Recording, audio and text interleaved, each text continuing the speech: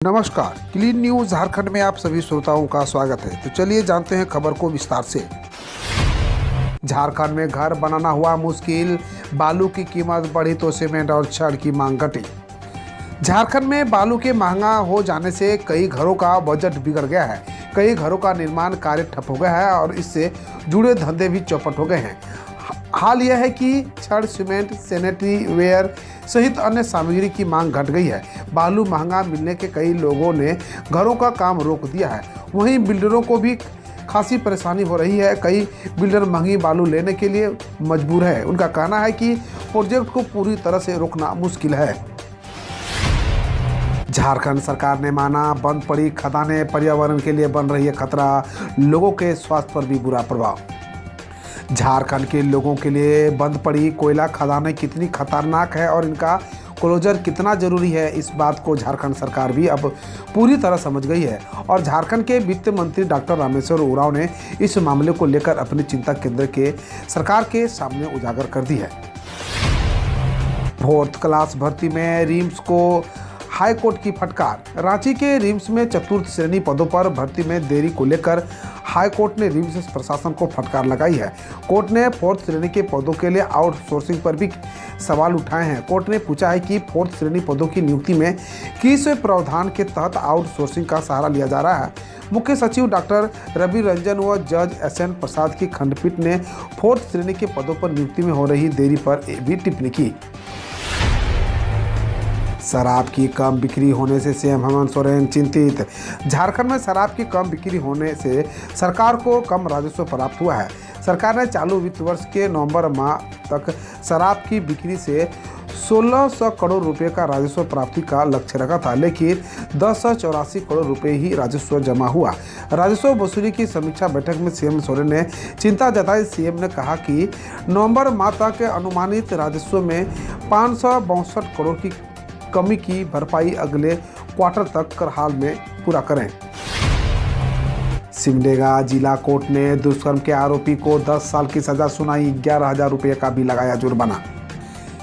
सिमडेगा अपर जिला एवं सत्र न्यायाधीश आशा देवी की अदालत ने दुष्कर्म के एक आरोपी को 10 साल की सजा सुनाई, साथ ही 11,000 रुपये का जुर्माना भी लगाया है। जुर्माने की राशि अदा नहीं करने की स्थिति में 6 माह की अतिरिक्त सजा काटनी होगी।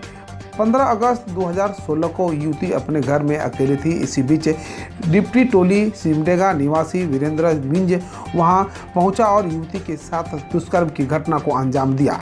युवती द्वारा तो हल्ला करने पर उसने उसे शादी का झांसा दिया। इसके बाद युवती शांत हो गई। इसी प्रकार वह शादी का झांसा देकर वर्ष 2017 तक लगातार युवती के साथ शारीरिक संबंध बनाता रहा। बाबूलाल मरांडी ने किया बालू घोटाले का दावा, बोले प्रतिमा हो रहा है 100 करोड़ का धंधा।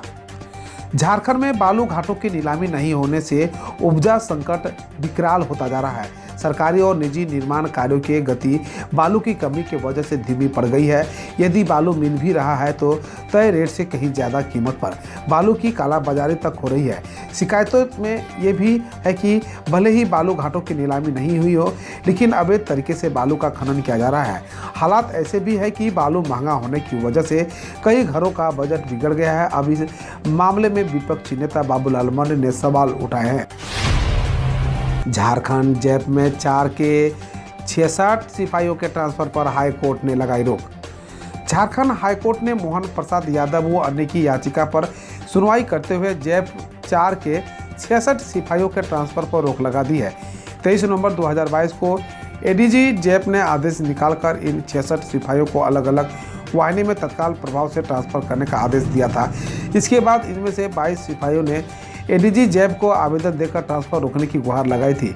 इसके बाद ADG जैप ने समादेष्टा जैप 4 बोकारो को आदेश दिया है कि 22 लोगों ने ट्रांसफर रुकवाने के लिए आवेदन दिया है, उन्हें तत्काल प्रभाव से विरमित करते हुए उनका तबादला सुनिश्चित किया जाए, जिसको लेकर प्रार्थी ने हाईकोर्ट में याचिका दाखिल की थी। BSF DG बोले सीमा पर निगरानी बढ़ाने के लिए इस साल लगाए जाएंगे 5,500 कैमरे। सीमा सुरक्षा बल के महानिदेशक पंकज कुमार सिंह ने बुधवार को कहा कि सीमा पर निगरानी बढ़ाने के लिए इस साल 5,500 कैमरे लगाए जाएंगे। उन्होंने कहा कि पश्चिमी और पूर्वी फ्रंट पर सभी तरह के कैमरों, थर्मल इमेज और ड्रोन्स के जरिए निगरानी को बढ़ावा गया है। बकौल सिंह, बीएसएफ ने कम कीमत में टेक्नोलॉजी विकसित की है। सरकार बोली 6 महीने में राज्यों में बिजली उत्पादक कंपनियों का बकाया 24,680 करोड़ घटा।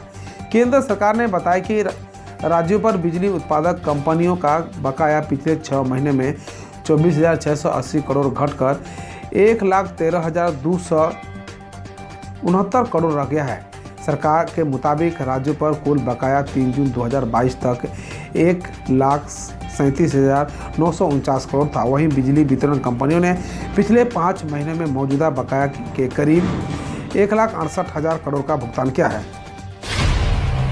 राज्यों से गृह मंत्री अमित शाह बोले, मातृभाषा में तकनीकी, चिकित्सा और कानूनी शिक्षा को बढ़ावा दे।